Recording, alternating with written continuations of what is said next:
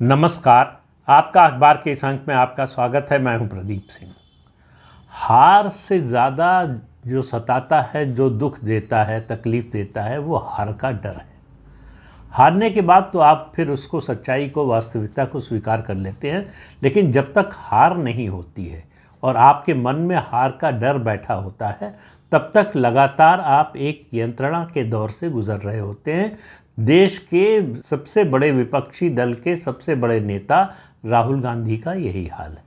2019 में वो अमेठी में हार के डर से भागकर वायनाड गए, केरल के, और सुरक्षित सीट की तलाश में गए, और वायनाड उनके लिए सुरक्षित सीट थी और साबित हुई, नतीजों ने साबित किया कि वो उनके लिए सुरक्षित सीट थी। इस बार परिस्थितियां बदली हुई हैं। इस बार राहुल गांधी वायनाड में अपने को सुरक्षित महसूस नहीं कर रहे हैं। वो उसी तरह की असुरक्षा महसूस कर रहे हैं जिस तरह की 2019 में अमेठी में महसूस कर रहे थे। इसका मतलब कतई नहीं, मैं ये निष्कर्ष नहीं निकाल रहा हूँ कि वायनाड से राहुल गांधी हार जाएंगे। वह हार जाएंगे या जीत जाएंगे 4 जून को पता चलेगा, लेकिन इतना निश्चित है कि 2019 की तरह उनके लिए केक वॉक नहीं है, उतना आसान रास्ता नहीं है। एक तो पहली बार वायनाड में ट्रायंगुलर कंटेस्ट हो रहा है और सीरियस ट्रायंगुलर कंटेस्ट हो रहा है। दूसरी बात, पहली बार, ये इंडी गठबंधन बनने के बाद की बात नहीं कर रहा हूँ, उससे पहले से भी कांग्रेस पार्टी और ख़ास तौर से राहुल गांधी पर व्यक्तिगत निजी जो आक्रमण है सीपीएम की ओर से, वो इतना तीखा कभी नहीं हुआ जैसा इस समय हो रहा है। और इसकी अगुवाई केरल के मुख्यमंत्री पिनराई विजयन कर रहे हैं। लगातार न केवल राहुल गांधी पर बल्कि उनके पूरे परिवार पर उनको याद दिला रहे हैं कि उनकी दादी ने कैसे विपक्ष के नेताओं को जेल में ठूंस दिया था, कैसे संविधान को ख़त्म कर दिया था। ये सब बातें राहुल गांधी को याद दिला रहे हैं। क्यों? राहुल गांधी ने कहा कि पिनराई विजयन के खिलाफ ईडी की जांच होनी चाहिए और उनको जेल में होना चाहिए। तो जो इंडी अलायंस के गठबंधन के 2 साथी हैं, वो जितनी कटुता एक दूसरे के प्रति दिखा रहे हैं, मुझे इससे पहले कांग्रेस और सीपीएम में इस तरह की कटुता जो है, ख़ासतौर से गांधी परिवार को लेकर, ये पार्टी की बात नहीं कर रहा हूँ, गांधी परिवार को लेकर इस तरह की कटुता, इस तरह के बयान दिखाई नहीं दिए थे। 2019 में तो बिल्कुल ही नहीं दिखाई दिया था। इस बार एलडीएफ जो है बहुत मजबूती के साथ लड़ रही है वायनाड में। एनी राजा, डी राजा की जो पत्नी हैं और सीपीआई की नेता हैं, वो लड़ रही हैं राहुल गांधी के खिलाफ। के सुरेंद्रन जो है लड़ रहे हैं बीजेपी की ओर से, बीजेपी के प्रदेश अध्यक्ष हैं और वो उस लोकप्रिय नेता हैं, लेकिन वो चुनाव में जीतने की उनकी संभावना बहुत बहुत बहुत ही जो है रिमोट है। तो इसलिए, लेकिन वो टक्कर निश्चित रूप से दे रहे हैं। तो ये ट्रायंगुलर कंटेस्ट हो रहा है जिसमें राहुल गांधी फंस गए हैं। उनको लग रहा है कि कुछ भी हो सकता है। हालांकि अब आप देखिए, ये शुरुआत उनके डर की हो गई थी उनके नॉमिनेशन के दिन से ही। नॉमिनेशन का उनका जो जुलूस निकला, उसमें पिछली बार की तरह IUML यानी इंडियन यूनियन मुस्लिम लीग के झंडे नहीं दिखाई दिए। उनको डर था कि इसका जो है रिएक्शन होगा और काउंटर पोलराइजेशन हो सकता है, जिसकी वजह से उनको नुकसान हो सकता है। तो अपने गठबंधन के साथी इंडियन यूनियन मुस्लिम लीग से अनुरोध किया कि आपके जो कार्यकर्ता आएँ, आपके जो नेता आएँ, वो अपनी पार्टी का झंडा लेकर ना आएँ। पिछली बार IUML के झंडे से पटा पड़ा था पूरा रास्ता और लग रहा था कि जैसे कांग्रेस पार्टी के उम्मीदवार का नॉमिनेशन नहीं हो रहा है, IUML के उम्मीदवार का नॉमिनेशन हो रहा है। दूसरा, उससे बड़ा चौंकाने वाला तथ्य, ये पहली बार 1952 में, जब से 51-52 से जब से चुनाव हो रहे हैं, तब से ये पहला दृश्य आपने देखा होगा कि एक पार्टी का बड़ा नेता, छोटा नेता भी जाता है तो भी बड़ा नेता अपना नॉमिनेशन, अपनी उम्मीदवारी का पर्चा भरने जा रहा है और उसकी पार्टी का झंडा दिखाई तक न दे। तो क्यों नहीं था? डर था IUML का, क्योंकि कांग्रेस का झंडा तिरंगा है, IUML को तिरंगे से परेशानी है। तो IUML के डर से कांग्रेस पार्टी ने अपने झंडे का इस्तेमाल, राहुल गांधी का जो रोड शो था नॉमिनेशन के लिए, उसमें इस्तेमाल नहीं किया। तो डर की जो पराकाष्ठा है उसका अंदाज़ा आप लगा सकते हैं। कुछ भी करेंगे, कोई भी समझौता करने को तैयार हैं, बस हमको वायनाड से जीत मिल जाए। इसके लिए जो है वो पूरी कोशिश की। उसकी कोशिश की शुरुआत जो है वो नॉमिनेशन से ही शुरू हो गई थी, और तमाम कोशिश के बावजूद जो है कोई समझौता हुआ नहीं, कोई नरमी बरती नहीं लेफ्ट डेमोक्रेटिक फ्रंट ने राहुल गांधी के खिलाफ, कि कांग्रेस के सबसे बड़े नेता हैं, गांधी परिवार के सदस्य हैं और चुनाव लड़ रहे हैं, इसलिए उनकी सीट पर थोड़ा नरमी बरती जाए, ऐसा कुछ नहीं दिखाया। और आपको मालूम है कि एलडीएफ की सरकार है केरल में, उसका भी उनको फ़ायदा है, उसका भी एडवांटेज है। और राहुल गांधी के लिए मुश्किल ये है कि एसडीपीआई ने उनके समर्थन की जो घोषणा की, उस पर कांग्रेस पार्टी जो है वो बचाव की मुद्रा में है, डिफेंसिव है। एसडीपीआई का पीएफआई से संबंध है, वो पीएफआई की राजनीतिक विंग है, और पीएफआई पर प्रतिबंध लगा हुआ है, वो एक आतंकवादी संगठन है। तो एक आतंकवादी संगठन के पॉलिटिकल विंग का समर्थन करना राहुल गांधी को ये क्या संकेत देता है, इससे क्या पूरे देश में संदेश जाता है, इसका अंदाज़ा आप लगा सकते हैं। अब वायनाड अगर राहुल गांधी के लिए सुरक्षित नहीं है तो राहुल गांधी क्या करेंगे? राहुल गांधी के पास और कोई ऑप्शन नहीं है।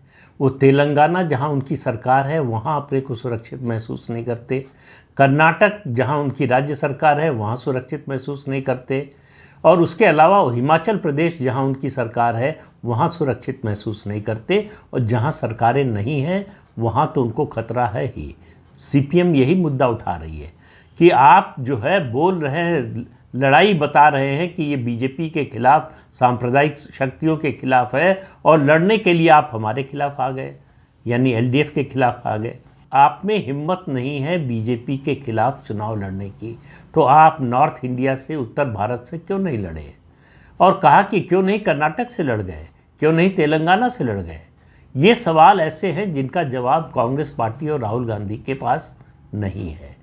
तो अब जो नई खबर आई है, ये मैंने पहले भी एक वीडियो में आपसे कहा था कि 26 अप्रैल का इंतज़ार कीजिए। 26 अप्रैल की शाम को या 27 अप्रैल के सुबह राहुल गांधी की अमेठी से उम्मीदवारी की घोषणा होगी। हालांकि अमेठी की सीट पर उनके जीजा जी की भी नज़र है, उस पर तंज कस रही हैं स्मृति ईरानी कि जीजा की नज़र है अमेठी पर, साले साहब क्या करेंगे।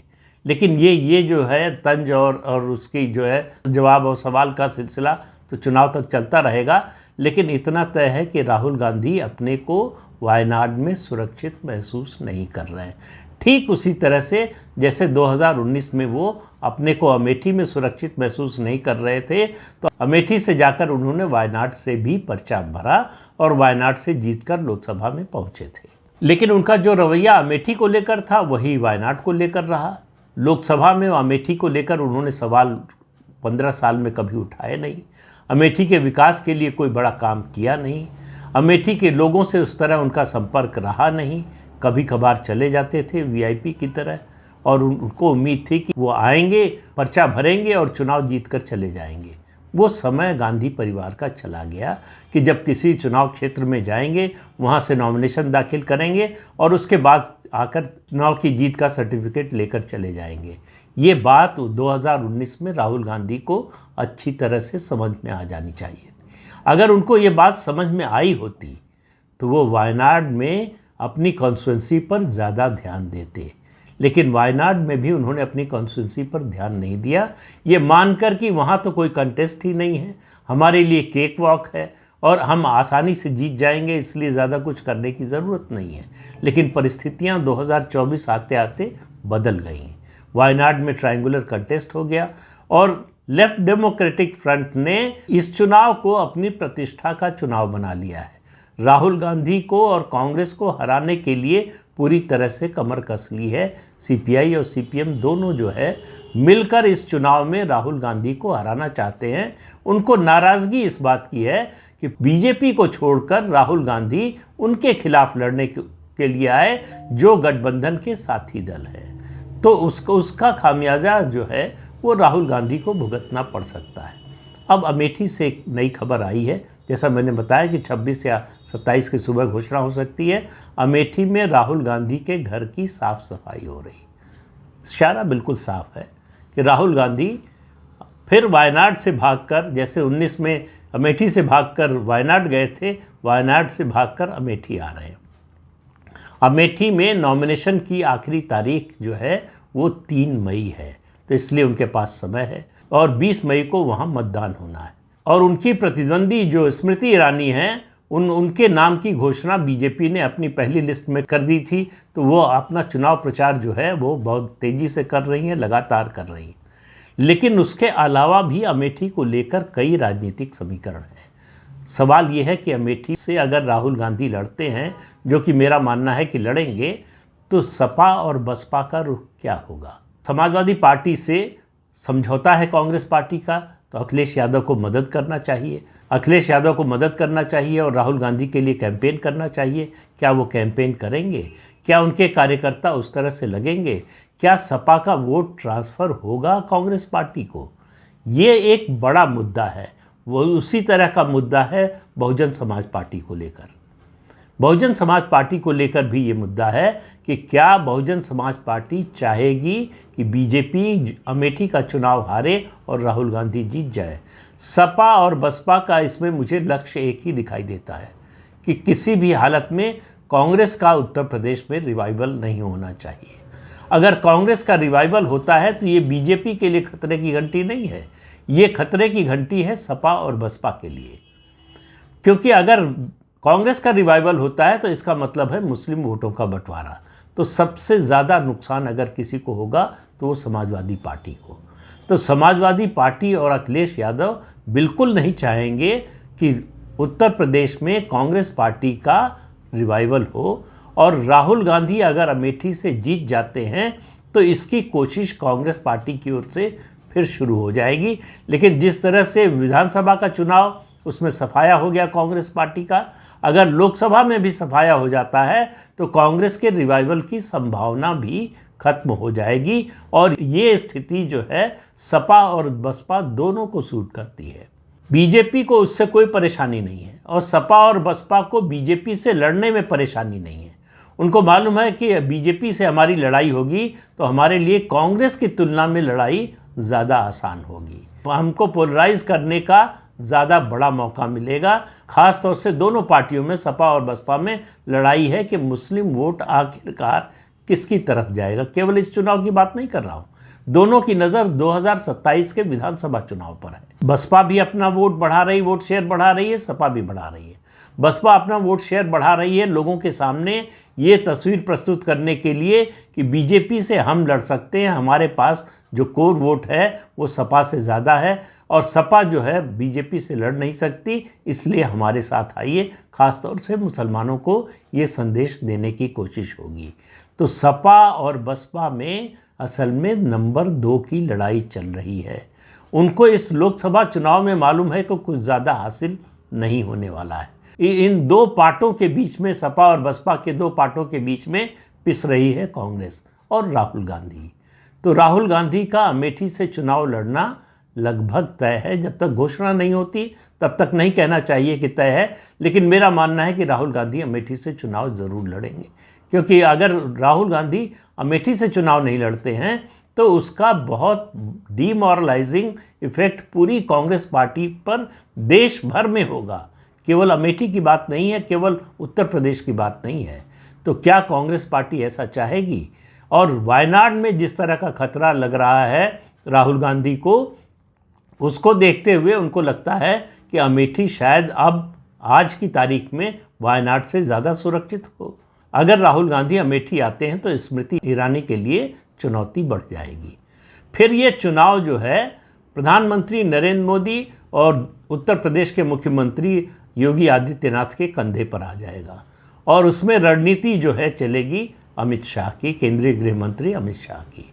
इन तीनों के सम्मिलित प्रयास से ही स्मृति ईरानी की नैया पार अमेठी में लग सकती है, जो कि पूरी कोशिश होगी। भारतीय जनता पार्टी हर हाल में अमेठी जीतना चाहेगी। अमेठी से जीत का मतलब, उस दूसरे शब्दों में कहें, अमेठी से एक बार फिर राहुल गांधी को हराने का मतलब है पूरी कांग्रेस पार्टी को डिमोरलाइज करना, पूरे गांधी परिवार को डिमोरलाइज करना। तो राजनीतिक रूप से गांधी परिवार का जो सिक्का है, जो रुतबा है, जो रुका है वो तो चलना पहले भी बंद हो चुका है और उसकी स्थिति और ख़राब हो जाएगी और ये भारतीय जनता पार्टी के लिए बहुत अच्छी स्थिति होगी। केवल उत्तर प्रदेश नहीं, उत्तर प्रदेश में तो कांग्रेस का सफाया हो ही चुका है। उत्तर प्रदेश के बाहर जहाँ जहाँ कांग्रेस अभी भी सांगठनिक रूप से मजबूत है, वहाँ धक्का देना चाहती है भाजपा कांग्रेस पार्टी को, और राहुल गांधी की अमेठी से दूसरी हार उसमें मदद करेगी। तो इस अंक में इतना ही, अगले अंक में फिर मिलेंगे किसी नए मुद्दे के साथ। तब तक के लिए अनुमति दीजिए। आपसे अनुरोध है कि ये चैनल देखिए, शेयर कीजिए, लाइक कीजिए और सब्सक्राइब ज़रूर कीजिए। नमस्कार।